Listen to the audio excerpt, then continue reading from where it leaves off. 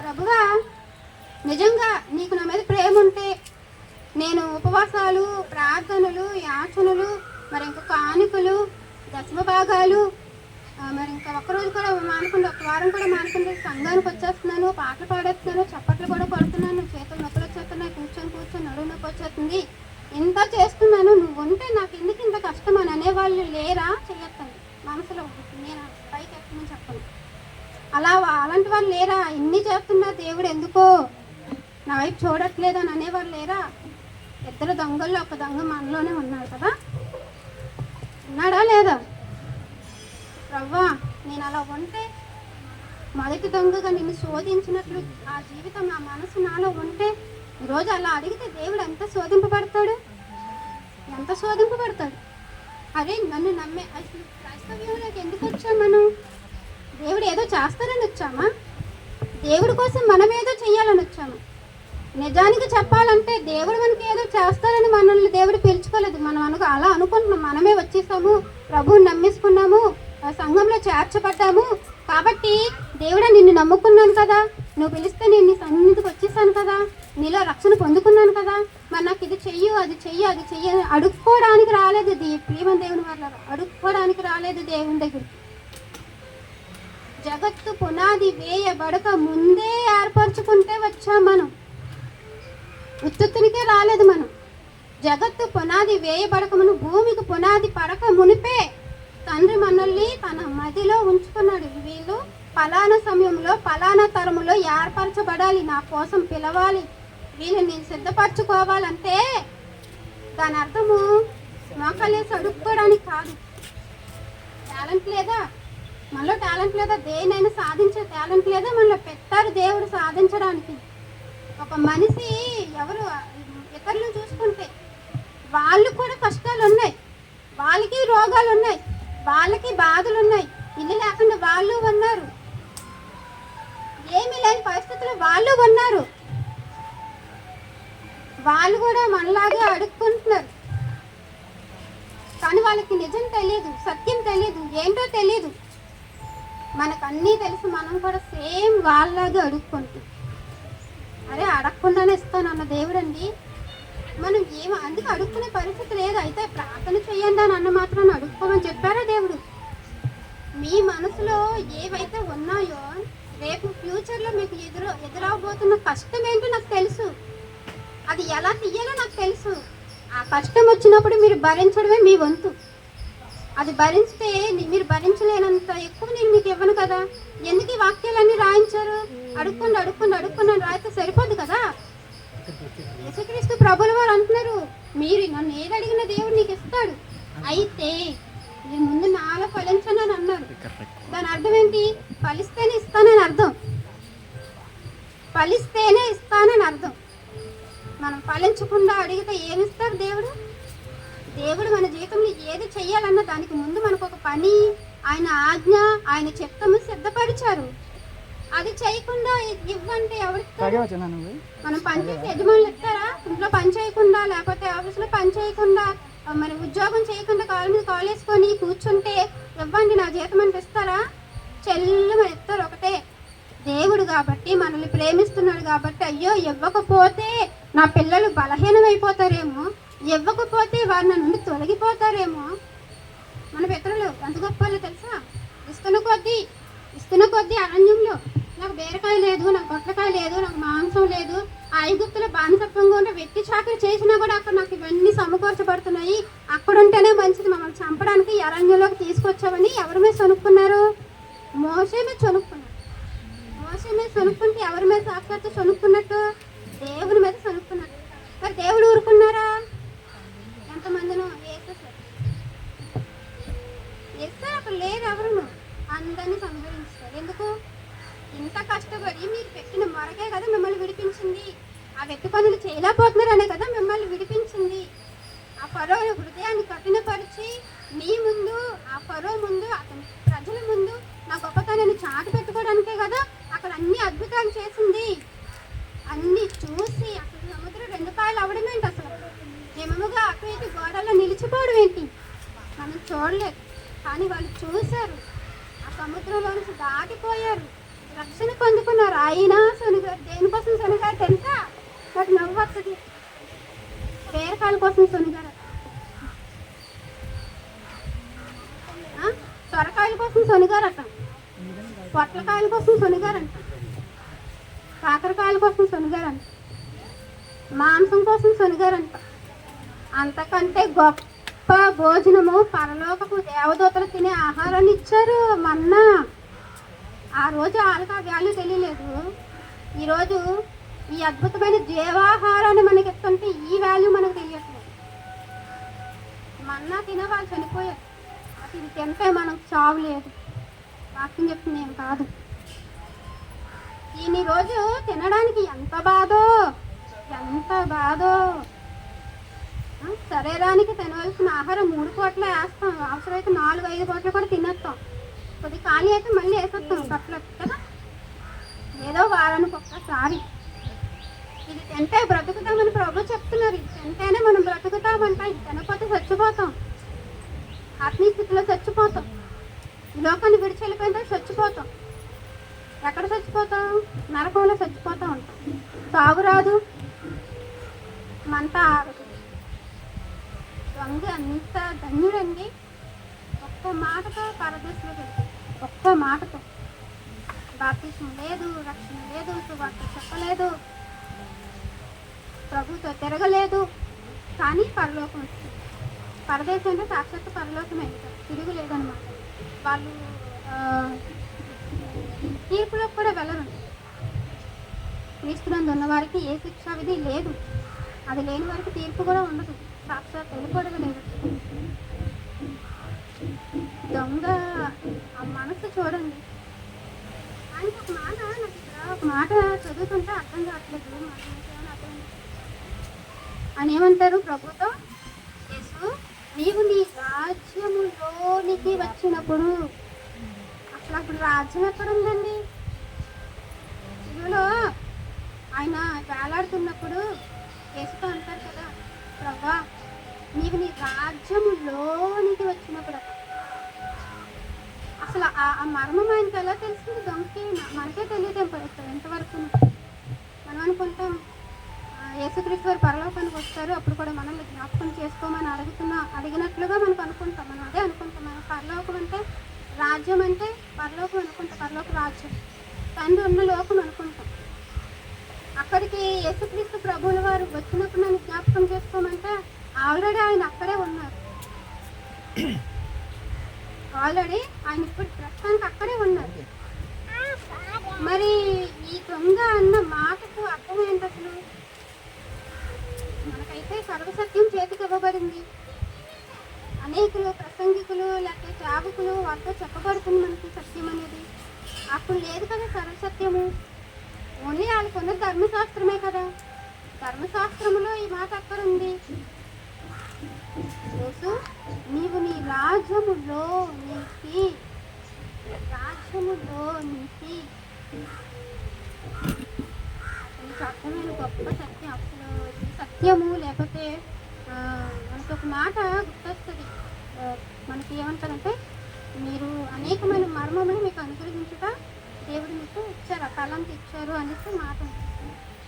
పరలోక రాజ్యం మర్మము జరుగుతా మీకు అనుగ్రహింపబడింది. మనకి మరి ఆయనకి మనకెందుకు అనుగ్రహింపబడిందంటే, ప్రభువుని అంగీకరించాము, రక్షణ పొందుకున్నాము, మారు మనస్సు కలిగి ఉంటే పరిశుద్ధాత్మని వరం మనకి తోడుగా ఉంటుంది. పరిశుద్ధాత్ముడు మనకు అనేకమైన విషయాలు, మర్మములు బయలుపరుస్తారు, మనకు తెలియపరుస్తారు. మరి అక్కడ ఆయనకు ఏమని అసలు ఎలా తెలిసింది? రక్షణ పొందుకోవాలి, ప్రభువుని అంగీకరించాలి, నేలలో మునగాలి, బాప్తిసం తీసుకొని మారు మనసు కలిగి ఉండాలి. అప్పుడే కదా పరిశుద్ధాత్ముడు వరంగా ఇవ్వబడతారు. అప్పుడే కదా ఈ సంగతులన్నీ బయలుపరచబడతాయి. మరి యేసుక్రీస్తు ప్రభువుల వారు రాజ్యంలోకి వస్తారా? ఇక్కడ అదే అంటున్నారు. ప్రభువా నీవు నీ రాజ్యంలోనికి వచ్చినప్పుడు, రాజ్యంలోనికి వచ్చినప్పుడు పుట్టినట్లు ఒక మాట అంటే చూడండి, బాగుంటుందండి. ఈ మాట నాకు చాలా ఇష్టం. వివరించాలన్నా ధ్యానించాలన్నా కూడా చాలా ఇష్టం.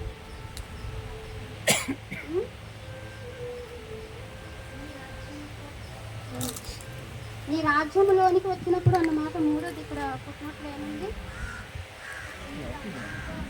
నీ రాజ్యముతో.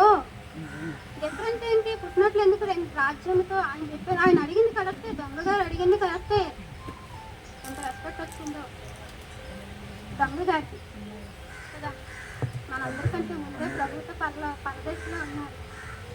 దొంగగారికి అంత జ్ఞానం ఎలా వచ్చింది అప్పుడు? ప్రభు నీ రాజ్యంలోనికి వస్తావా? ఇక్కడే ఉంది పుట్టినట్లు రాజ్యముతో అని. రెండూ కరెక్టే. రాజ్యములోనికి రాజ్యముతో వస్తారు త్వరలో ప్రభువు. రాజ్యముతో రాజ్యములోనికి వస్తారు. అంటే మనం అనుకుంటే భూలోకానికి అనుకుంటాం, లేదంటే ఈ పరలోకానికి తీసుకెళ్తారు అనుకుంటా. అది కాదు. ప్రభు మరణించిన తర్వాత, పునరుద్ధారణ అయిన తర్వాత, ఆయన బతుకున్నప్పుడే 11 మంది శిష్యులు 12 మందిని ఏర్పరచుకున్నారు. అందులో ఒకడు అపవాది పక్కకు వెళ్ళిపోయాడు. ఇక 11 మంది. ఆయన మరణించిన తర్వాత ఇంకొక వ్యక్తిని 12వ అపోస్తలుడిగా చేర్చబడ్డారు. సో అప్పుడు 12 మంది అపోస్తలుడు. ప్రభు అప్పుడు ఉన్నప్పుడే ఒక రాజ్యాన్ని స్థాపించారు. అది విస్తరింప చేయడానికి 11 మంది లేదా 12 మంది లేదా అపోస్తలులు అందరూ కృషి చేశారు, చాలా ప్రయాసపడ్డారు, స్థాపించారు. ప్రభు స్థాపించింది ఏంటి? ఈ దొంగ అడిగింది ఏంటి? నీవు నీ రాజ్యంలోనికి వచ్చినప్పుడు నన్ను జ్ఞాపకం చేసుకోనంటే ఆల్రెడీ ప్రభువుల వారు రాజ్యాన్ని కూడా స్థాపించారు. ఆయన రాజ్యాన్ని స్థాపించిన ఆ రాజ్యంలోనికి రాజ్యముతో వస్తున్నారు. అర్థమవుతుందా? మనం ఎక్కడున్నాము? ఎక్కబడే సమయం ఇది. అంత్యకాలంలో ఉన్నాము. ఈ అంత్యకాలంలో ప్రభువు రావడానికి చాలా దగ్గర సమయం ఉంది. ఎందుకంటే ఈ లోకంలో జరుగుతున్న విపత్తులు చూస్తున్నాం కదా, ఈ లోకంలో జరుగుతున్న అరాచకాలు చూస్తున్నాం కదా, ఈ లోకంలో జరుగుతున్న భూకంపాలు చూస్తున్నాం కదా, సునామీలు చూస్తున్నాం కదా. ఇవన్నీ దేనికి సిగ్నల్, దేనికి సూచనలు అంటే ప్రభు రాబోతున్నారు. సమయం అయితే లేదు. ఆయన వచ్చేసరికి మనం అందరం ఎలా ఉండాలి? సిద్ధపడి ఉండాలి. ఆ సిద్ధపాటికి తగిన పరిశుద్ధత ఉండాలి. దానికి తగిన దేవుడు మన మీద పెట్టిన ఆ భారం ఏదైతే ఉందో, బాధ్యత ఏదైతే ఉందో దానికి ప్రయాసపడాలి. నిజానికి దొంగ రాజ్యంలో చేర్చబడ్డాడు, పరిశుద్ధుల గుంపులో చేర్చబడ్డాడు ఆల్రెడీ. మనం ఇంకా చేర్చబడాలి. మన పరిశుద్ధుల గుంపు అనేది ఒకటి ఉంది. మనం పరిశుద్ధంగా ఉంటేనే మనం ఆ గుంపులో చేర్చబడతాము. ఆ పరిశుద్ధుల గుంపు అంతా కూడా ఎత్తబడుతుంది, సంఘం ఎత్తబడుతుంది అన్నమాట. ఆ పరిశుద్ధుల గుంపు అయితే ఏదైతే ఉందో అదంతా సంఘము. ఇప్పుడు మనమందరికీ పరిశుద్ధుల గుంపులో ఉన్నాం అంటే ప్రభువుని అంగీకరించి బాప్తిస్మం తీసుకున్నాం. మారు మనసు ఉంటేనే పరిశుద్ధుల గుంపులో ఉంటారు. ఇది మాత్రం ప్రతి ఒక్కరు జ్ఞాపకం చేసుకోవాలి. దొంగ మారు మనసు పొందాడు, సువార్త ప్రకటించాడు, ప్రభువుని అంగీకరించాడు, పాపాలను ఒప్పుకున్నాడు, పశ్చాత్తాపడ్డాడు. ఎక్కడ? ఆ సిలువలోనే. ఆ పాయం చదువుకుంటే మనకు తెలుస్తుంది. అవునంటారా కాదంటారా? అన్నీ అక్కడే ఆ క్షణాల్లోనే జరిగిపోయాయి. ప్రభువు అతన్ని రక్షించుకున్నాడు, అతన్ని పొందుకున్నాడు, అతన్ని దర్శించుకున్నాడు అంటే అక్కడ అవన్నీ జరిగాయి. కాబట్టి ఆయన ఆత్మలో బాప్తిజం ఇచ్చేవాడు యేసుక్రీస్తు ప్రభువు. మనకి ఇప్పుడు సమయం ఉంది కనుక మనం ప్రభువుని అంగీకరించి మారు మనసు పొందాం కనుక నేలల్లో బాప్తిజం ఇచ్చి తరువాత మారు మనసు నిమిత్తము పరిశుద్ధ ఆత్మతో కూడా మనకు బాప్తిజం అంటే ఆయన అనుగ్రహించడం అదే. మరి అండి తరువాత కూడా మనకి రెండో మరణాన్ని కూడా దాటి వెళ్ళి జీవానికి వెళ్తాం. మనం రెండో బాప్తిస్మం అనేది ఒకటి ఉంది. దాని గురించి ఎక్కడైనా చెప్పుకోవచ్చు, వదిలే సమయం పడుతుంది. మంచిది, బాగుంటుంది, అది చాలా బాగుంటుంది. అవకాశం వచ్చినప్పుడు రెండో బాప్తిస్మం గురించి మనం చెప్పుకోవచ్చు. అంటే నేను మారు మనసు పొంది బాప్తిస్మం తీసుకోలేదు, ఏదో నాకు ఏదో కార్యం జరగాలని బాప్తిస్మం తీసుకున్నాను. తర్వాత ప్రభువుని తెలుసుకున్నాను, ప్రభువుని అంగీకరించాను కాబట్టి మళ్ళీ నేను అంటే తెలుసుకుని మారు మనసు పొంది తీసుకునే బాప్తిస్మం ఏమో అనుకుంటారు. అది కూడా కాదు. రెండో బాప్తిస్మం అనేది ఉంది, అది ప్రభు పొందుకున్నారు, మనం కూడా పొందుకుంటాం. ఎప్పుడు పొందుకుంటాము, ఎలా పొందుకుంటాము, దాన్ని పొందుకోవడానికి ఎలా ఉండాలి అనేది మనం తర్వాత చూద్దాం. ఇప్పుడు ఈ దొంగ గురించి మాట్లాడుకుంటున్నాం. ఇప్పుడు ఆ పక్కనున్న దొంగ ప్రభుని శోధిస్తుంటే గద్దిస్తాడు. మనకు తెలుసు కదా ఏమని గద్దిస్తాడు, గుర్తుందా నీకు? మనమైతే ఈ తప్పులన్నీ చేసాము, మనమైతే నేరాలు చేసాము, ఈ శిక్ష అనేది మనకి తగును, మనం పొందుకోవాలి. ఈ శిక్షకు మనము అర్హులమై ఉన్నాం, పాత్రులమై ఉన్నాం. కానీ ఆయన ఏ తప్పిదము చేయలేదు, ఆయన ఏ పాపము లేదు.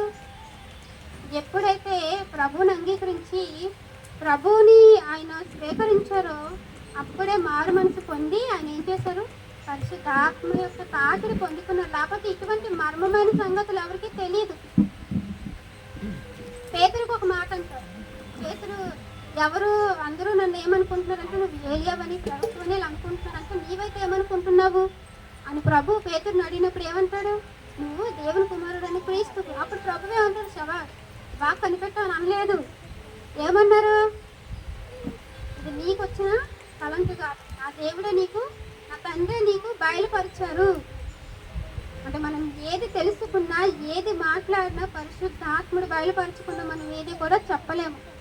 అది బయలుపరచబడాలి, లేదంటే ఆ ఆలోచన మనకు కావాలి, ఆ తలంటు మనకు కావాలి అని అంటే మారు మనసు ఉండాలి. ఈరోజు ఎంతమంది మేము మారు మనసు కలిగి ఉన్నాము, ఎంతమంది మారు మనసు కలిగి ఉన్నామో ఒక్కసారి ఆత్మ పరిశీలన చేసుకోవాలి. అందుకే మన బ్రతుకుల్లో మార్పు లేదు. మారు మనసు లేకపోతే ప్రాచీన స్వభావంలోనే ఉండిపోతున్నాం. మనము నూతన సృష్టి, నూతన స్వభావం కలిగి ఉండాలని ప్రభు సెలవిస్తున్నారు, దేవుడు సెలవిస్తున్నారు. అలాంటప్పుడు ఇంత బతికి ఇంత క్రైస్తవ్యంలో ఉండి మన సంఘంలో చేర్చబడి ఈ రాజ్యంలోనికి ప్రభు రాబోతున్న సమయంలో మనం ఎక్కబడే గుంపులో లేకపోతే మనం తీసుకున్న రక్షణ ఏమైనట్లు, మనం పొందుకున్న రక్షణ ఏమైనట్లు? ప్రభు స్థాపించిన రాజ్యంలో చేర్చబడ్డామంటే ఆసమాస విషయం కాదు. ఒక కంపెనీలో మనకు ఉద్యోగం ఇచ్చారంటే ఆ కంపెనీకి తగినట్లుగా జీతం పుచ్చుకోవాలంటే జీతానికి ఆ కంపెనీకి తగినట్లుగా జాబ్ చేయాలి, వర్క్ చేయాలి. ఊరకనే మనం రాలేదు. నిజానికి ఈ దొంగకు అవకాశం ఉందంటే ఎన్ని ఆత్మలు రక్షించును, ఆ దొంగ గారు ఎన్ని ఆత్మలు రక్షించును, ప్రభు పనిని ఎంత విస్తారముగా చేయను. ఆయనకు అవకాశం లేక ఇంక నేను చచ్చిపోతాను ప్రభు, నీ రాజ్యంలో నన్ను చేర్చుకోవా అని అంటే రాజ్యము ప్రభు రాజ్యంతో రాబోతున్నాడని, ప్రభు రాజ్యాన్ని స్థాపిస్తారని దొంగకి ఎలా తెలుస్తుంది? ఆ రాజ్యం ఈరోజు మనం అనుభవిస్తున్నాం కదా, ఆ రాజ్యంలో పరిశుద్ధులుగా మనం ఉన్నాం కదా. మనలోకి ప్రభు వచ్చినప్పుడు మనం ఎక్కబడే గుంపులోకి వెళ్ళను అని అన్నోళ్ళు ఎంతమంది ఉన్నారు, చేయలేదండి. యేసుక్రీస్తు రాజ్యంతో వస్తున్నప్పుడు, పరిశుద్ధులతో వస్తున్నప్పుడు, ఆయన పునరుద్ధాన మందు ఆయన లోకానికి వచ్చినప్పుడు సమాధులు తెరవబడతాయి. పరిశుద్ధులందరూ ముందు సమాధులు తెరవబడతాయి. తరువాత ప్రభు పరిశుద్ధులందరితో వస్తారు. అప్పటికి మనం ఉంటాం, మనం వెళ్ళిపోం. మన సంఘంలోనికి ఆయన దిగుతారు, సంఘాన్ని ఎత్తుతారు. ఎత్తబడే గుంపులో ఉండడానికి మనం ఎంత ప్రయాసపడాలో తెలుసా? అరే విడవబడితే ఎంత భయంకరం కదా. ఇప్పుడు ఆ ఇద్దరు దొంగల్ని చూసుకోండి, ఒకరిని ప్రభు ఎత్తుకున్నారు, ఇంకొకరిని విడిచిపెట్టారు. విడిచిపెట్టిన వాడి యొక్క పరిస్థితి ఎంత భయంకరంగా ఉంటుందో ఆలోచించండి. ఈరోజు మనకి అవకాశం ఉంది, మనకి సమయం ఉంది, మనకు ఒక భారం ఉంది, ఒక బాధ్యత ఉంది, ఒక పని ఉంది. వీటన్నిటినీ మర్చిపోయి మనం ఎలా తేలిగ్గా ఉండగలుగుతున్న భారం లేకుండా? చెప్పండి ప్రియమైన దేవుని వాళ్ళరా. కొంతమంది సేవకులు కొన్ని సంవత్సరాల క్రితం అనమాట, అప్పుడు ఒక సేవకుడు ఒక మాట అన్నారు సంఘంతో, మీరు పరలోకం వెళ్ళాలంటే ఏం చెయ్యొద్దు. మరి ఏం చెయ్యాలి అంటే, దొంగ మరి సిలువలో ఉన్న దొంగ ప్రభుతో అన్నారు కదా, ప్రభా మీ రాజ్యంలో వచ్చినప్పుడు నన్ను జ్ఞాపకం చేసుకొని దేనంగా అడిగేయండి, మీరు వెళ్ళిపోతారు పరలోకాన్ని. ఊరకనే పిలుచుకున్నారు మరి సంఘంలోకి దేవుడు, మీరు ఆ మాట అనియండి, మీరు చక్కగా పరలోకి వెళ్ళిపోతారని. అంటే అంత ప్రయాస, మరి అపోస్తులందరూ అంత ప్రయాసపడి, అంత కష్టపడి, అంత శ్రమపడి ప్రభు యొక్క శ్రమలలో పాలు భాగస్తులు అయ్యి ఆ శ్రమలు అనుభవించి వాళ్ళు ఎందుకు మరణించినట్లు, ఎందుకు అపసాక్షులైనట్లు? పై మాటలు సంఘానికి చెప్పకండి దయచేసి. ఎవరైనా సరే పై మాటలు వద్దు. ఇగో మీరు మోకలించి దొంగకున్న హృదయం ఏది దేన హృదయంతో ఆయన దీనుడయ్యాడు. ఎందుకు దీనుడయ్యాడు అంటే, అయ్యో నేను పాపం చేశాను, ఈయన పరిశుద్ధుడు, ఈయన ఏ పాపం లేదు, అయినా ఈయన అందరి కొరకు ఇక్కడ వేలాడుతున్నారు, అందరి కొరకు తన రక్తాన్ని కాల్చారు, అందరి కొరకు తన ప్రాణం పెట్టారు అని సత్యం గ్రహించుకున్నాడు. అందుకే ఆయన సమయం లేకపోయినా ఆ పరదేశికి ఆయన అర్హుడయ్యాడు. ప్రభు వదలలేదు అప్పుడు కూడా. అరే మానవం పొందుకున్నాడు కాబట్టి ఇక్కడ నేను వదలను అన్నట్లు ఆయన ఆ పరిస్థితిలో కూడా ఏం చేశారట, ఆ దొంగని రక్షించుకోవటానికి ఆ ఆత్మను అంత పెట్టుకొని వెళ్ళటానికి అంత ప్రయాసపడ్డారు, ఎంత ఇష్టపడ్డారు. లేకపోతే మనమైతే ఈ అందులో చూడండి, నేను ఎంత చెప్తున్నా సరే మీకు ఎలా అనిపిస్తుంది, కొంతమందికి చిరాగ్గా ఉంటుంది. అబ్బాయి ఏంటి గోల, ఈ అంద, ఈ గాలి లేదు, ఈ పరిస్థితి ఏంటి, ఏ వాగుగా ఉంది, మాకు చూసి ఎక్కట్లేదు అని అనుకుంటారు. అంతేనా? అక్కడ కూడా ప్రభువుని పరిస్థితిని ఒకసారి జ్ఞాపకం చేసుకోండి. మండుటంట, గాయాలోంచి రక్తము, చెమట కూడా పడుతుంది. ఒక గాయంలో చెమట వెళ్తే ఎంత మంట పడుతుంది. అలాంటప్పుడు ఈ దొంగ ఆ దొంగకు చెప్తున్న సువార్తను కానివ్వండి, అతను గద్దించే విధానం కానివ్వండి, దేవుణ్ణి పొగిడే విధానం కానివ్వండి, దేవుణ్ణి అర్థం చేసుకునే విధానం కానివ్వండి, దేవుని కుమారుడి ప్రభువు అని నమ్మిన విధానం కానివ్వండి, అతను పొందుకున్న మారు మనసును కానివ్వండి, అతను పడ్డ పశ్చాత్తాపాన్ని కానివ్వండి, అన్ని దృష్టిని పెట్టి అన్ని గమనించి ఆ దొంగను రక్షించుకోవాలన్న తపన చూడండి. ఈరోజు అలా ఉందండి. ఆత్మ విషయమై దీనులై వారు ధన్యులు. మనకు ఒకటి అర్థమవుతుంది, మన ఆత్మ విషయంలో మనం దీనులైపోవాలి, అది దేనంగా ఉండాలి. ఎదుటి వాళ్ళతో అమ్మా బాగున్నావా అని అది దేనత్వం అనుకుంటున్నాం. ఒక ఆత్మ నాశనానికి వెళ్ళిపోతుంది, ఆ ఆత్మకు రక్షణ లేదు, ఆ ఆత్మ ప్రభుని తెలుసుకోలేకపోతుంది అని ఆ ఆత్మల పట్ల మనకి ఎలా ఉండాలంటే భారం ఉండాలి, బాధ్యత ఉండాలి, దేనత్వం కలిగి అయ్యో ఈ ఆత్మ నశించిపోకూడదు. అక్కడ ప్రభుకు అదే చూపించారు, ఈ ఆత్మ నశించిపోకూడదు, మారు మనసు పొందుకున్నాడు కాబట్టి రక్షణ ఇవ్వాలి అని రక్షించుకున్నాడు. ఈరోజు మనం కూడా అదే స్థితిలో ఉండాలి. ఎందుకంటే ప్రభు పరిశుద్ధ సంఘంలోనికి రావాల్సిన దినం అనేది ఒకటి ఉంది. ఆ సంఘంలో చేర్చబడిన మనమందరం ఎత్తబడవలసిన దినం ఒకటి ఉంది. ఎత్తబడే గుంపులో కలిసి పరదేశంలో ఉంటాం, పరలోకంలో ఉంటాం. విడవబడితే ఏది కావాలి?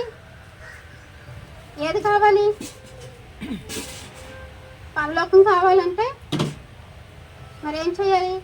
వార్తలో చెప్తారు, యేసుని నమ్మాలి. పరలోకం కావాలంటే పాపాన్ని విడిచిపెట్టాలి. పరలోకం కావాలంటే మరి స్వస్థతలు కావాలన్నా యేసుని నమ్మాలంటారు. ఎందుకనంటే ఆయన పొందిన దెబ్బల ద్వారా మనకి స్వస్థత అని అంటే మరి ఇప్పుడు మనకి రోగం రావట్లేదా? ఏమన్నా మాట గమనించుకోండి. చాలా మంది అలాగే అనుకుంటారు, ఆయన పొందిన దెబ్బల ద్వారా మీకు స్వస్థత అని అంటే మరి ఇప్పుడు మాకు రోగం ఎందుకు వచ్చింది అంటే విశ్వాసాన్ని కోల్పోయినట్టే కదా.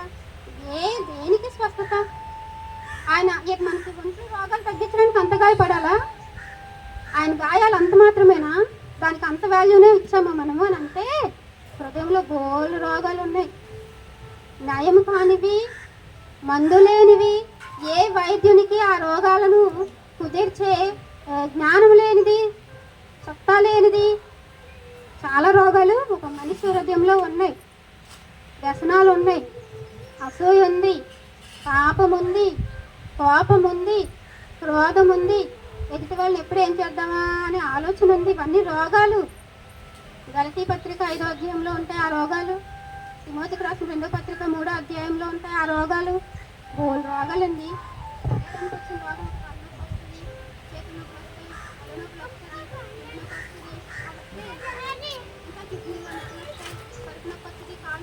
ఇవన్నిటికీ బయట శరీరానికి కావాల్సిన మందులు డాక్టర్కి తెలిసి అవి ఇచ్చేస్తారు. కానీ ఆయన పొందిన దెబ్బల ద్వారా మన హృదయానికి స్వస్థత, ఆ హృదయం స్వస్థత పొందితేనే మన ఆత్మకు రక్షణ. ఈరోజు ఎంతమంది ఆ స్వస్థతను పొందుకున్నారో చేతులు ఎత్తగలరా? ఎత్తొద్దు చెప్తున్నాను. ఎందుకంటే ఎవరు ఎత్తరు. ఎందుకంటే నేను కూడా ఎత్తలేను. ఎందుకంటే ఏదో ఒక రోగం ఉంటుంది కదా మనసులో. హృదయంలో ఏ రోగమైనా పేరుకుపోయి ఉంటుంది. ఆ పేరుకుపోవడానికి ఏదో వాక్యమైన ఔషధం, కానీ దాన్నే వద్దని వస్తున్నాం. వ్యసనాన్ని విడిచిపెట్టుకోవడానికి ఇష్టపడము, పాపాన్ని విడిచిపెట్టుకోవడానికి ఇష్టపడము, అసూయను విడిచిపెట్టుకోవడానికి ఇష్టపడము. మరి ఎలా ఆయన యొక్క దెబ్బలు, ఆయన తిన్న దెబ్బలకి, ఆ గాయాలకి ఏం వాల్యూ ఇస్తున్నాం మనము? డాక్టర్ ఇచ్చే మందుకు ఒక వాల్యూ ఇచ్చారు. దీన్ని వేసుకుంటున్న రోగం పోతుందని నమ్మకం ఉందే. అంత శరీరం చేల్చబడినట్లుగా మన కోసం ఆ పలువురి పిలువలో అంత త్యాగం చేసిన యేసుక్రీస్తు త్యాగం అనేది మన హృదయాన్ని తాకలేకపోతుందా? ఈ మాట అనేది మన హృదయంలో ఉండే ఆ రోగాన్ని తీయలేకపోతుందా? అంటే ఈ లోకంలో ఉండే వైద్యుడిచ్చే మందు కంటే ఇది దిగజారిపోయిందా? ఈరోజు దేవుడు అడుగుతున్నాడు ప్రశ్న. మనకే సమాధానం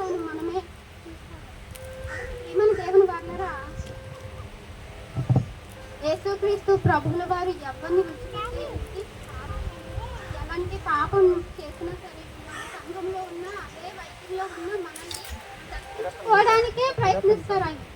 మన ఊపిరి ఆగిపోయినంత వరకు మనకి క్షమాభిక్ష పెడుతూనే ఉంటారు ఆయన. క్షమాపణను మన ఊపిరి ఆగిపోయే లోపే మనం పొందుకోవాలి.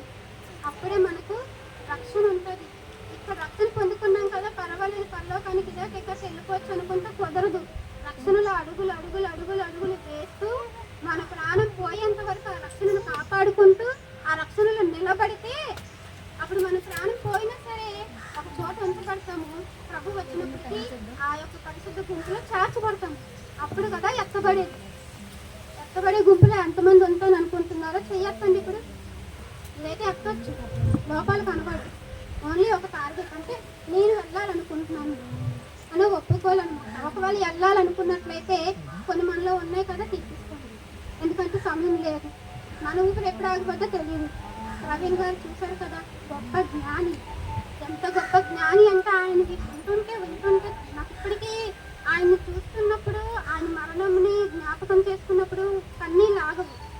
దుఃఖంతో ఉంటుంది, మనసంతా భారం అయిపోతుంది. అంత గొప్ప వ్యక్తి. ఆయన చెప్తున్న ప్రతి మాటను ఎంతమంది స్ఫూర్తిగా తీసుకున్నారు, ఎంతమంది మారారు. అలాంటి వ్యక్తి అర్థాంతరంగా మనల్ని విడిచి వెళ్ళిపోయారు. రేపొద్దున మన పరిస్థితి ఏంటి మరి?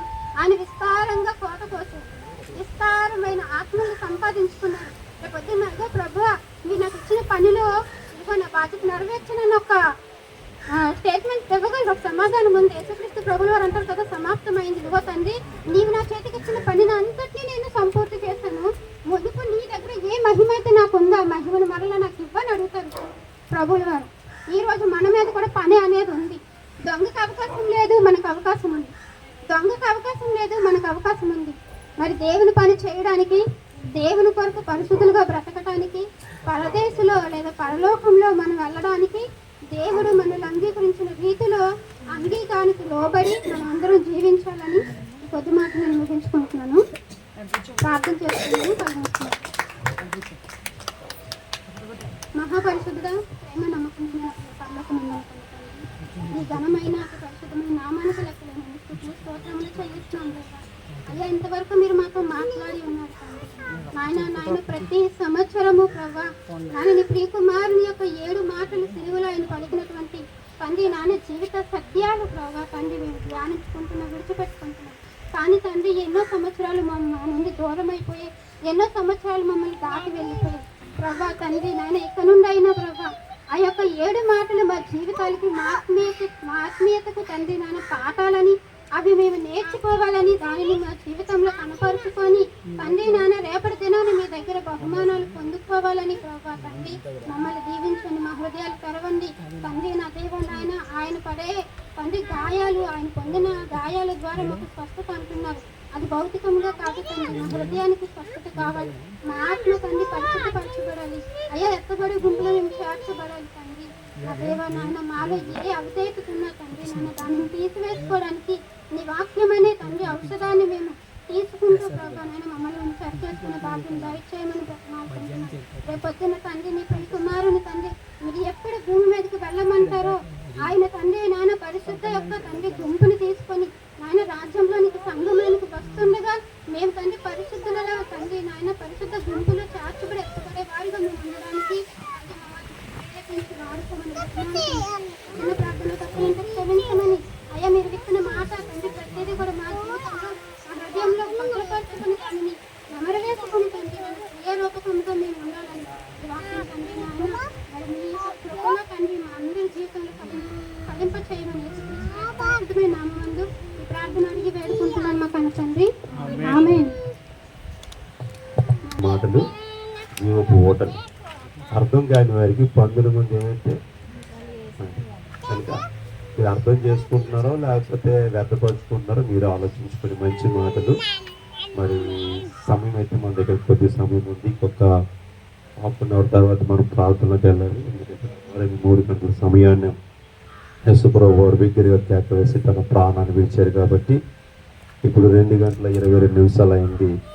మరొక 20 నిమిషముల పాటు మన మధ్యన జగన్ కూడా తనకి దేవుడిచ్చిన జ్ఞానంతో మంచి మాటలు చెప్పడానికి ఇష్టపడుతున్నాడు. నువ్వు కూడా చెప్తావా? లాస్ట్ మాట చెప్తావా?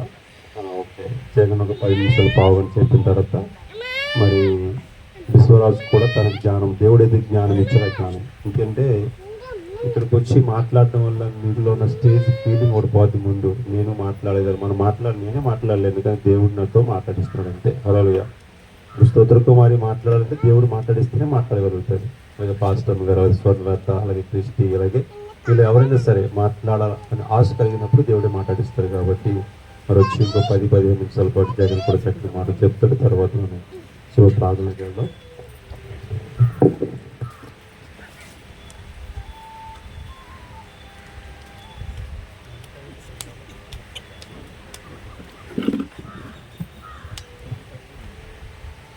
హల్లెలూయా, హల్లెలూయా.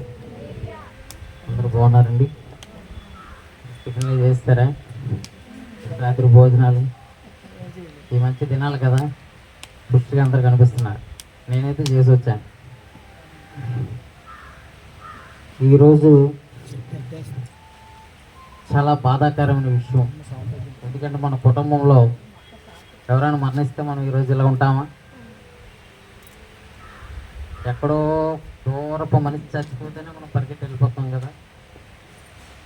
ఎందుకు ఎవరికి ఒక ఉద్దేశపూర్వకమైనటువంటి ఆలోచన కలగట్లేదు అనేది మిమ్మల్ని అడగాలని నేను ఉదయం నుంచి కూడా ఆశపడుతున్నాను. కానీ సందర్భం అయితే కాదు, కానీ మనం తెలుసుకోవాలి. ఈరోజు మనం బాధల్లో ఉన్నాం, కష్టంలో ఉన్నాం. నిన్ను నన్ను కాదు, యావత్ ప్రపంచాన్ని, సృష్టిని, భూమిని, ఆకాశాన్ని సృష్టించిన దేవాది దేవుడే ఈరోజు మరణించాడు.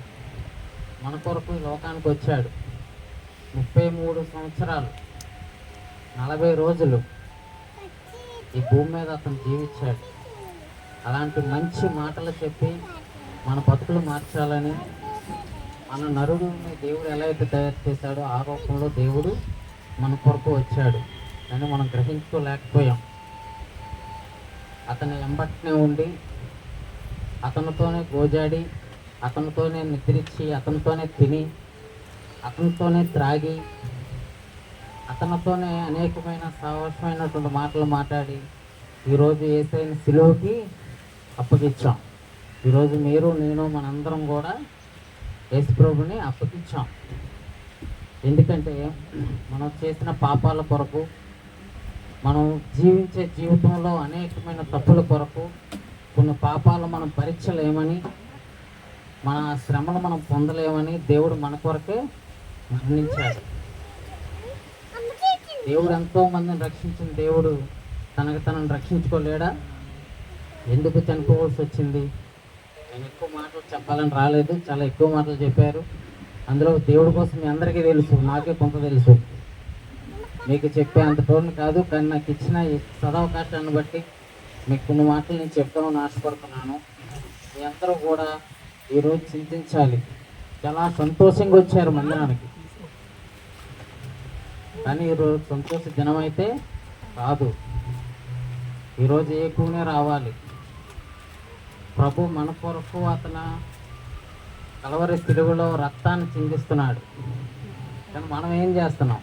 మన పనులు చూసుకొని మన టైం అంతా అయిన తర్వాత అట్లీస్ట్ ఇయర్లో ఒక్కసారి మీరు రేపు ఆదివారం రాకపోయినా పర్వాలేదు, కానీ ఈరోజు మనం దేవుడు మందిరంలో గడపాలి, రాత్రి అంతా గడపాలి.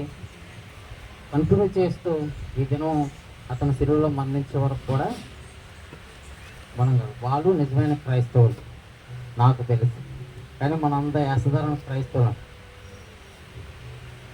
ఎవరికి క్రైస్తత్వం లేదు, విధేయత లేదు. దేవుడిని నమ్ముకునేదానికంటే దేవుని వదిలేయడమే మేలు నాకు తెలిసి. ఎందుకు ఇది ఇటువంటిది? ఈరోజు మనం ఎంత శోధనలో ఉన్నాం, ఈరోజు ఎంత బాధలో ఉన్నాం. నీ తండ్రి చచ్చిపోతే మీరు ఎలా ఉంటారా? లేకపోతే మన ఇంట్లో మన పిల్లోడు చచ్చిపోతే ఎలా ఉంటామా? ఎందుకు మీకు గుండెలు కరగట్లేదు? మీ మనసులు ఎందుకు తెప్పించట్లేదు? కన్నీటి ప్రార్థన దేవుడికి దినాన మనం విప్పాలి, కన్నీటితో అడగాలి. అయ్యా, ఈ సంవత్సరం అంతయో నువ్వు కాచావు, కాపాడావు, అనేకమైన సమస్యల నుంచి మంచి ఆరోగ్యాన్ని, మంచి భవిష్యత్తుని మాకు ఏది ఇవ్వకూడదు అనుకున్నావో, లేకపోతే ఏది ఇద్దాం అనుకున్నావో సమస్తను ఎరిగిన వాడు. ఒక క్షణంలో మన దగ్గర ఏమీ ఉండవు, ఒక ఒక వింతలాగా మన దగ్గరకు వస్తుంటాయి. అంటే అదే ఆశీర్వాదం. మనం ఒకదాన్ని ఎత్తుకుంటే ఒకటి దొరుకుతుంది, అదే ఆశీర్వాదం. మనం ఏదో 10 రూపాయలు వస్తుందని వెళ్తాం, అక్కడ 20 రూపాయలు, అదే ఆశీర్వాదం. ఆశీర్వాదం ఎక్కడి నుంచో రాదు. కానీ మన దేవుడి దృష్టిలో నిత్యం అతను స్థుతించేటప్పుడు శ్రేష్టమైన హృదయంతో, శ్రేష్టమైన ఆలోచనతో, శ్రేష్టమైన నడవడికతో, శ్రేష్టమైన బుద్ధితో మనం ఉండాలి. మన శరీరం దేవుడిది, ఆత్మ దేవుడిది. మన ఈ భూమి మీద అనేకమంది కనిపిస్తాయి. కళ్ళుకు ఒకటి నచ్చుతుంది, చెవులకు ఒకటి వినబడుతుంది, కాళ్ళు ఒకవైపు తీసుకెళ్తాయి, చేతులు ఒకలా పనిచేస్తాయి. అంటే మన శరీరంలో ఉన్నవే. కానీ ఇవన్నీ సరి చేసుకోవాలంటే మనం ఈ లోకాన్ని బట్టి సరి చేసుకోలేం.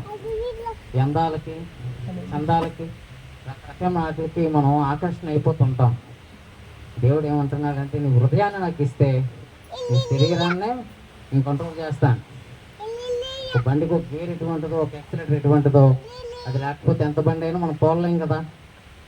అలాంటిది మీద అది నాకు ఇస్తే నేను తోలేవాడిని. నేను అది ఎక్కడ పెట్టాలో, ఎక్కడ తగ్గించాలో, నేను మీకు ప్రమాదం లేకుండా, మీరు ఆటంకంలో పడుకోకుండా మిమ్మల్ని నిత్యం మిమ్మల్ని సజీవులుగా ఉంచుతానని దేవుడు ఇక్కడ చెప్తున్నాడు. దేవుడు వెంబడినే ఉంటూ పేతురు కూడా ఎలా మోసం చేశాడు? దేవుని మోసం చేశాడు కదా. మరి మనం చేస్తున్నది ఏంటి? దేవుడితో సహవాసం చేసి దేవుడు యూదుల రాజులు అడిగేటప్పుడు, అతను సిలువేయడానికి తీసుకెళ్ళేటప్పుడు అప్పుడు దేవుడు అడిగాడు. ఏమడిగాడు? ఆ శిశువులతో దేవుడు ఎవరని అక్కడ వాళ్ళు పోల్చుకోలేనప్పుడు ఆ శిశువుల్ని పట్టుకుంటున్నారు. పట్టుకొని ఏసాయి ఎవరంటే, ఎవరికి ముద్దు పెడతానో అతనే దేవాది దేవుడు. అప్పుడు పేతురు దొరికిన తర్వాత అంటాడు, అతను ఎవరో నాకు తెలియదు, అతనికి నాకు సహవాసం లేదు. అంటే చెప్తే నాకు సిలువేస్తారేమోనని. అంటే దేవుని ఎంతకంటే ఏం మోసం చేయాలి?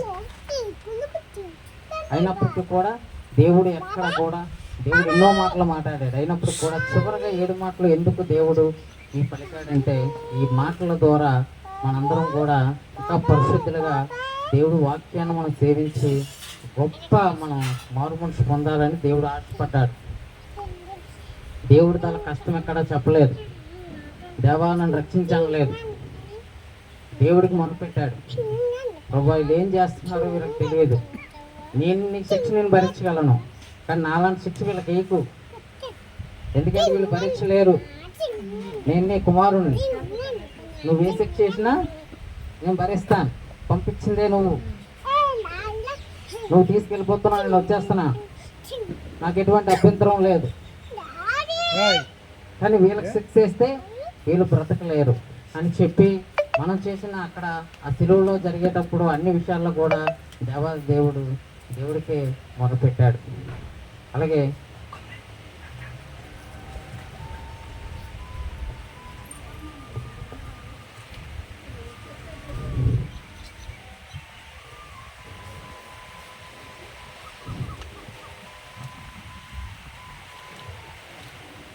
హల్లెలూయా.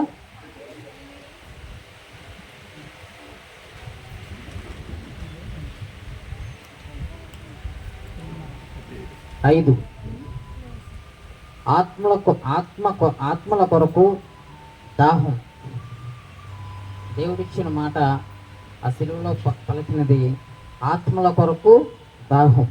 ఒకసారి వాక్యం మనం చదివినట్లయితే అందులో ఉన్న గొప్ప సత్యాన్ని మనం తెలుసుకుందాం. మన కోసమే, నాకు ఇచ్చిన మాట కూడా గొప్ప మాట దేవుడు ఇచ్చాడు, మన విశ్వాసం కొరకే. యోహాను 7:37. మనం ఎప్పుడు కూడా దేవుళ్ళు నిర్లక్ష్యం చేయొద్దండి. ఎందుకంటే అన్ని దినాలు రేపు యేసయ్య లేచాడు కాబట్టి మనం సంతోషంగా మనం గడుపుకోవచ్చు. ఇంకా బోల్డ్ పండుగలు ఉన్నాయి, ఇంకా రకరకాల గృహాల్లో రకరకాల కార్యక్రమాలు అవుతాయి. మనం రకరకాల ఐటమ్స్ రకరకాలుగా మనం చేయొచ్చు, మనకు అవకాశాలు ఉన్నాయి. కానీ ఈ దినం ఇది మరువలేని దినం. ఈరోజు నీ కోసం నా కోసం దేవాది దేవుడు ఈ క్షణాన అతను కన్నీరు కార్చి తన రక్తాన్ని చిందించి అనేకమైన బలిపోట్లు పొడిపించుకొని ఈరోజు నువ్వు నేను ఈరోజు ఇక్కడ ఉన్నామంటే అతను పెట్టిన ప్రాణమే మనం గ్రహించి ఈరోజు మందిరంలో ఉండాలి. అంటే మీ అందరికీ తెలుసు, కానీ ఏదో చర్చకు వచ్చామని దానిలాగా మీరు బిహేవ్ నేనైతే చూశాను. కానీ అలా వద్దు. ఎందుకంటే ఎప్పుడైనా మన చివరి ప్రార్థనలో మనం దేవుడికి మొరపెట్టాలి. ఈ దినం వరకు మనం ఎలా ఉన్నాం అనేది దేవుడు చూస్తున్నాడు. మనం ప్రతి దినంలాగే దినాన్ని తీసుకున్నాం. మనం వద్దండి, ఈరోజు చాలా ప్రాముఖ్యమైన దినం. ఇంకో దినం అయితే నేనే రాను, కానీ ఈరోజు విలువైన దినం కాబట్టి నేను వచ్చాను. ఈ విలువైన దినాన్ని, విలువైన సమయాన్ని దయచేసి ఎవరూ వృధా చేసుకోవద్దు. ఎందుకంటే రేపు ఎల్లుండి మళ్ళీ అతను మరణం పొందేవాడు కాదు. ఈ నీటి దినమే అతను మరణించారు. అతను మరణం చేయడం అంటూ జరిగింది. ఈరోజు మీ జీవితంలో జరిగిన ప్రతి సమస్యని కూడా మీరు ఈరోజు మీ ప్రార్థనలో మీరు పెట్టండి. మీరు కన్నీటితో ప్రార్థన చేయండి. ఎందుకంటే దేవుడు కొట్టేస్తున్నాడు. నేను చెప్పినట్లుగా చూసారా, సిలువలో ఒక రక్షణ లేని ఒక దొంగ, ఆ దొంగ చివరగా ఒక మాట అనేటప్పుడు కూడా ఏమన్నాడంటే, అతను దేవుడు అంగీకరించడానికి కారణం ఒకటి ఉంది తెలుసా మీకు? దేవుడు ఎందుకు వెంటనే అతను సేకరించాడు? వెంటనే అతను మారు మనసు పొందాడు, పశ్చాత్తాపం పడ్డాడు. నేను దొంగనే, వ్యభిచారినే, తిరగబోతునే,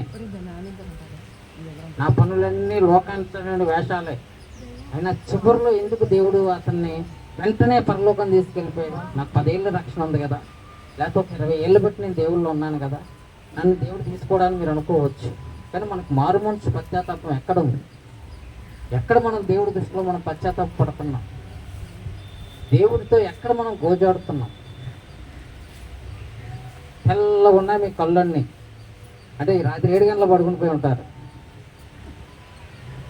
ఎందుకు దేవుడితో మీరు సహవాసం చేయట్లేదు? ఎందుకు దేవుడితో మీరు కన్నీటితో మీరు అడగట్లేదు?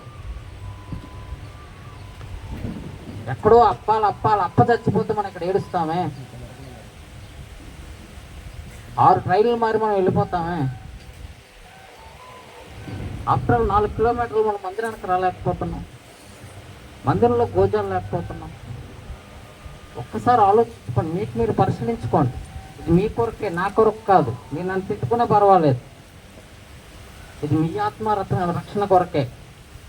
మీ ఒంటి శుభ్రం ఎటువంటిదో, మీ సోకు ఎటువంటిదో, మీ బాధ్యత ఎటువంటిదో, రక్షణ కూడా అన్నిటికంటే చాలా ప్రాముఖ్యం. మన ఆత్మ ఉంటే కదా ఇవన్నీ చేయగలం. మనలో జీవం లేకపోతే మనం ఏం చేయగలం?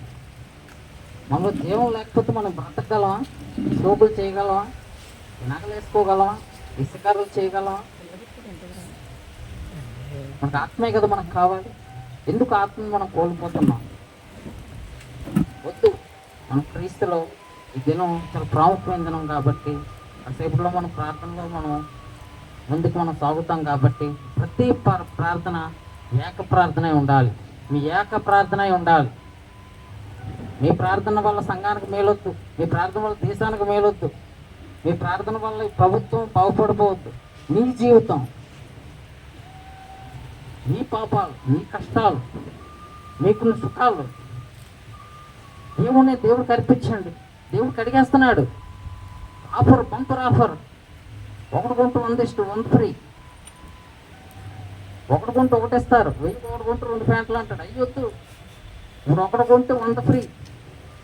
ఒక్క ప్రార్థన చేయండి. మీరు ఎన్నో ప్రార్థనలు చేశారు. కన్నీటితో దేవుడికి మొరపెట్టండి, పూజాడండి. అయ్యా, నా సమస్యలు, నా పాపాలు, ఇదిగో నాకు ఇన్ని కష్టాలు ఇచ్చే, శ్రమలు ఇచ్చావు, ఇవన్నీ నీ ద్వారా నేను ఈరోజు బలపరిచాను. కానీ దినానికి నాయన నా కోసం నేను చింతిస్తున్నావు. అందుకో నాయన బ్రతికి బట్ట కట్టి అయినా నీ పాపాల్లో నన్ను కడిగి నన్ను స్వేచ్ఛగా నన్ను నడిపించే భాగ్యం దయచి అని దేవుని గొప్పగా కన్నీటితో, నీకున్న రక్షణ గొప్ప విలువైంది కదా, ఆ రక్షణతో ఈరోజు దేవుడికి మీరు అడగండి. ఒకసారి వాక్యం చదవమ్మా. ఆ పండుగలో యేసు నిలిచి, ఎవడైనా దప్పుకున్న ఎడల నా యొద్దకు వచ్చి దప్పి తీర్చుకునేవలను, నా యందు విశ్వాసం ఉంచుకునేవాడెవడు లేఖనము చెప్పినట్లు వాడి కడుపులో నుండి జీవజలములు పారును అని బిగ్గరగా చెప్పాను. తన యందు విశ్వాసం ఉంచేవారు పొందబో ఆత్మను గురించి ఆయన ఈ మాట చెప్పును. హల్లెలూయా, హల్లెలూయా. ఈ జీవజలములు లేకపోతే మనకు వచ్చిన ఈ సంతోషాలు ఇవన్నీ ఎవరి యొద్ద ఉన్నాయి? దేవుని యొద్ద ఉన్నాయి. దేవుడు మనకు తిరిగి ఇచ్చిస్తాడు. ఈ భూమి మీద మనిషిని పుట్టించిన తర్వాత అనేకమైన సమస్యలు మనం తెచ్చుకున్నాం, కానీ మనం కొనుక్కోవాల్సిన పని ఎక్కడా లేదు. ఆకు కలమ దీన్ని కూడా మనం బతకొచ్చు, కానీ మనకు డ్రై ఫ్రూట్స్ కావాలి, రకరకాల స్వీట్లు కావాలి, రకరకాల ఇవన్నీ అలాగే వస్తాయి, డబ్బులతో వస్తాయి. అడవుల్లో బతుకున్న వాళ్ళు లేరా? వస్త్రాలు ధరించుకుంటూ బతుకున్న దేశాలు కొన్ని ప్రాంతాలు లేవా? అలా హృదయాలు స్వేచ్ఛగా లేవా? అన్నీ మనకున్నాయి. అసలు ఏంటి లేదు. దేవుడు ఏం చేశాడు? ఈ గాలిని ఎలా సృష్టించాడు? ఈ 10 అడుగులు పోతే నీరు వస్తుంది, నీటిని ఎలా సృష్టించాడు? మనల్ని కూడా అంటే సృష్టించాడు. మనం కూడా ఫ్రీ ఆఫ్ కాస్ట్గా దేవుడు గుర్తు, కానీ తన పోలికతో మనం గుర్తించాడు. ఈ భూమి మీద ఉన్న ప్రతి దానికి దేనికి తగిన జ్ఞానం దానికి ఇచ్చాడు, కానీ అన్ని పనులన్నీ చేస్తున్నాయి. మనిషిని మాత్రం తనలాగే పోల్చుకొని సృష్టించాడు. తనకున్న జ్ఞానం ఉంది, తనకున్నటువంటి సంస్థాన్ని కూడా మనకి ఇచ్చాడు, కానీ మనం కొనుక్కున్న వ్యర్థమైన వాటికి మనం దాన్ని వినియోగిస్తున్నాం. మన పనులు మనం చేసుకోవాలి, మంచిది, కానీ దేవుడికి సమయాన్ని అనేది మనం ఇవ్వడం నేర్చుకోవాలి. దేవుడి యొద్ద ఏమున్నాయి? ప్రతిదీ దేవుడి యొద్దే ఉన్నది. ప్రతి జలము కూడా, అంటే దీన్ని అనేక రకాలుగా మనం చెప్పుకోవచ్చు. ప్రతి సమస్తం కూడా దేవుడి నోటితోనే ఉన్నది, దేవుడి తల వాక్కుతోనే ఉంది. మనం దాన్ని ఎప్పుడు గ్రహించాలి. ఎందుకంటే దేవుడు చాలా పరిశుద్ధుడు కాబట్టి మనం అతన్ని విశ్వసించి గొప్ప ఆలోచనతో కలిగి మనం కన్నీటి మున్నీరయ్యి ఈ దినాన అతను చాలా రెస్పెక్ట్గా మనం ఆహ్వానించాలి. ఎందుకంటే ఈరోజు మన మరణాన్ని ఆపలేం, కానీ ఆ మరణం కొరకు మనం చింతించగలం, ఆ మరణం కొరకు మనం బాధపడగలం. ఎవరి చావుని, ఎవరి కష్టాన్ని కూడా మనం ఆపలేం. ఎందుకంటే దేవుడే దేవయద్దకి వెళ్ళిపోయేటప్పుడు ఆ గొప్ప అవకాశం దేవుడే అక్కడ దాన్ని వదిలించుకున్నాడు. ఎందుకంటే అతను నేను ఉంటానని కానీ, లేకపోతే ఇంకా వీళ్ళకి బుద్ధి చెప్తానని కానీ, లేకపోతే వాక్పరిచర్య చేస్తానని కానీ ఎక్కడ తిరిగి చెప్పలేదు. తను వచ్చాడు, చెప్పారు, భూలోకమంతా తిరిగాడు, అక్కడ శిక్ష చేశారు. అయినా శిక్షను అనుభవించి దేవాదేవుడు యేసయ్య వెళ్ళిపోయాడు. తండ్రి ఎలా చెప్పాడో కుమారుడు అలాగే చేశాడు. కాబట్టి మనం ఎప్పుడు కూడా దేవుడి విషయంలో మనం ఆషామాషిగా ఉండొద్దు. ఎందుకంటే మనం ఒక థియేటర్తో, లేకపోతే ఒక సీరియాలో, లేకపోతే మనం ఇంకోటి మనం చేయలేదు. దేవుడు అనేది, చర్చ్ అనేది చాలా విలువైన ప్రదేశం. కాబట్టి చర్చ్లో ఎప్పుడు కూడా మనం చాలా దీనిగా ఉండాలి. అలాగే ఇంకో మాట చెప్పి నేను ముగిస్తాను. ప్రకటన గ్రంథం 22:17 ఒకసారి చదివినట్లయితే,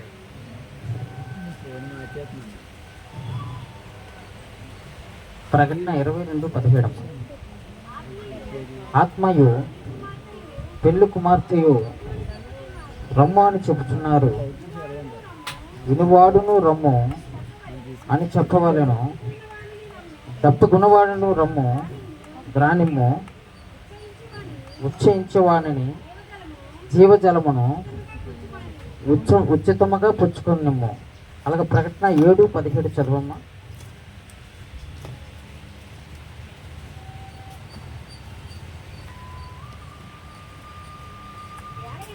ఏలయనగా సింహాసనం మధ్యముండు గొర్రెపిల్ల వారికి కాపురి అయి జీవజలముల బొగ్గల యొద్దకు వారిని నడిపించును.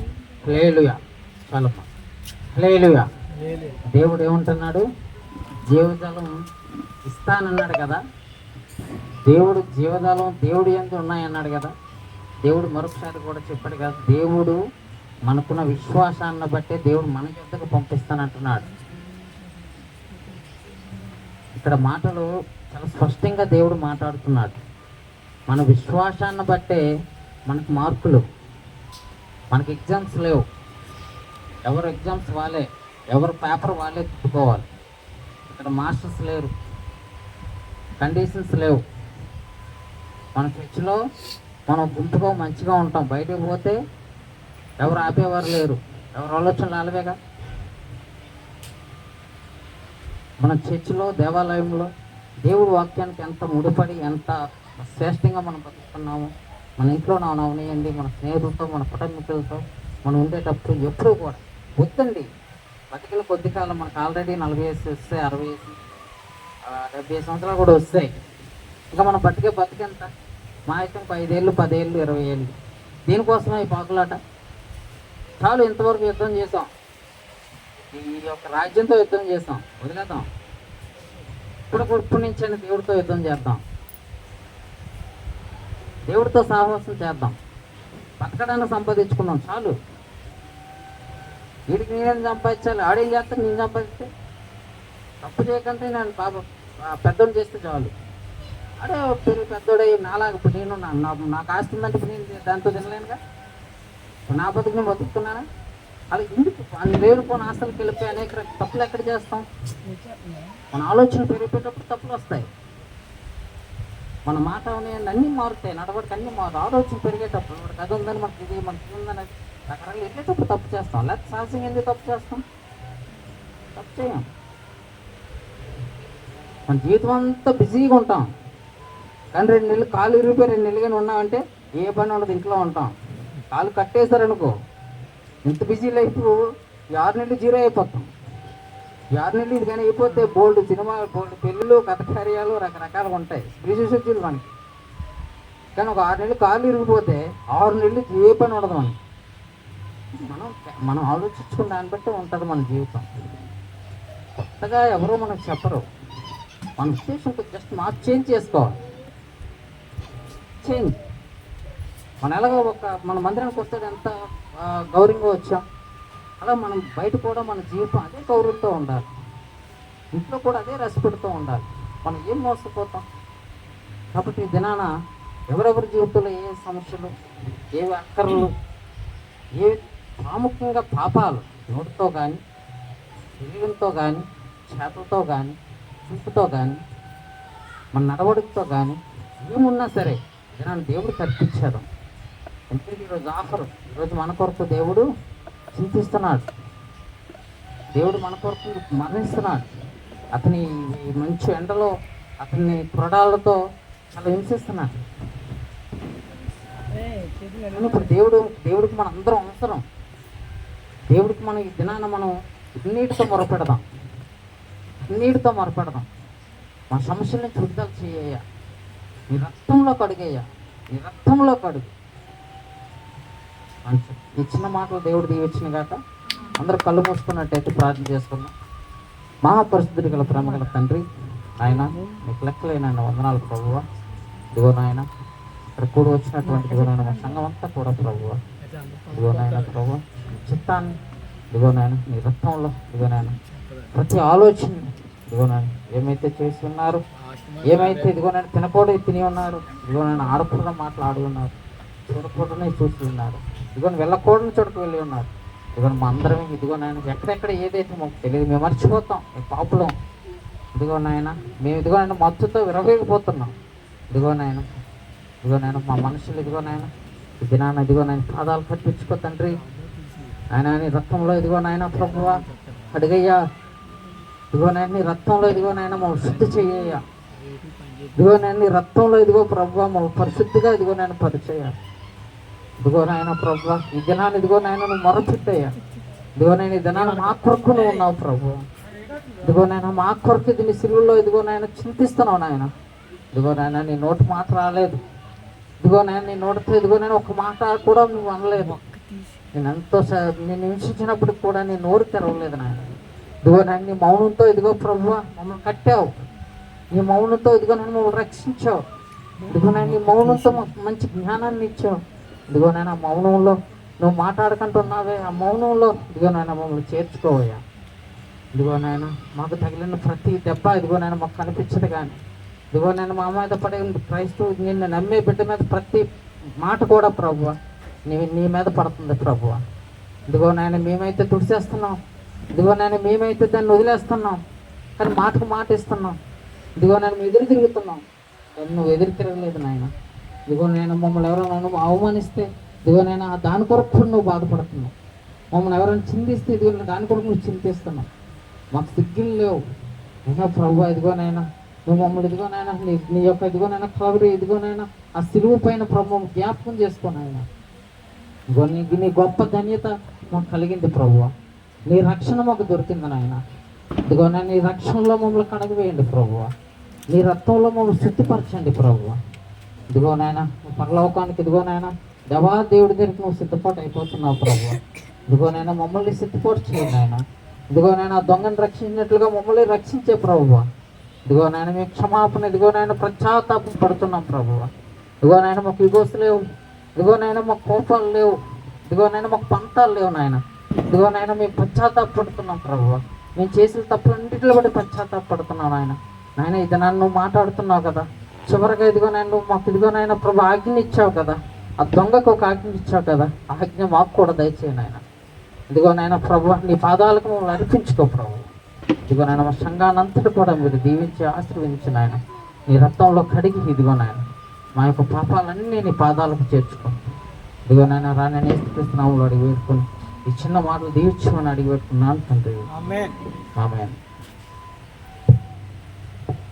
హల్లెలూయా.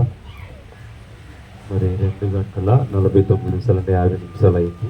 10 నిమిషాలు మనము ప్రార్థనతో గడుపుదాం. ప్రార్థనతో గడుపుతూ మనము 3 గంటలకి సిలువలో ప్రాణం యేసుక్రీస్తు సమర్పించుకునే సమయం వరకు మనం ప్రార్థన చేద్దాం. తదుపరి ఇంకొక 10 నిమిషాలు ప్రార్థన వాక్యం చెప్తాడు, నేను ముగించేస్తాను. తన టీవీ పెడతా, టీవీ దగ్గర మనం అందరం కూడా 10 నిమిషాలు టైం ప్రార్థన చేయాలి. చెప్తూ ప్రార్థన చేద్దాం.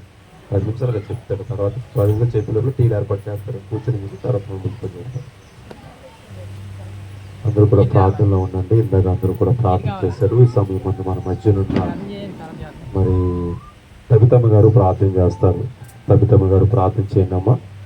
మరి గొప్ప దినము గుడ్ ఫ్రైడే అంటే శుభదినముగా ప్రపంచం అంతా ప్రకటించబడింది. అంటే మన జీవితాలకు విమోచన ఇచ్చిన దినము, మన పాపాలు కడుక్కునే దినము. కాబట్టి దీన్ని గుడ్ ఫ్రైడేగా దీన్ని విభాగించారు. దీనికి ముందుగా గాడ్ ఫ్రైడే నుండి దాని గురించి కూడా వివరం చేసుకున్నాం.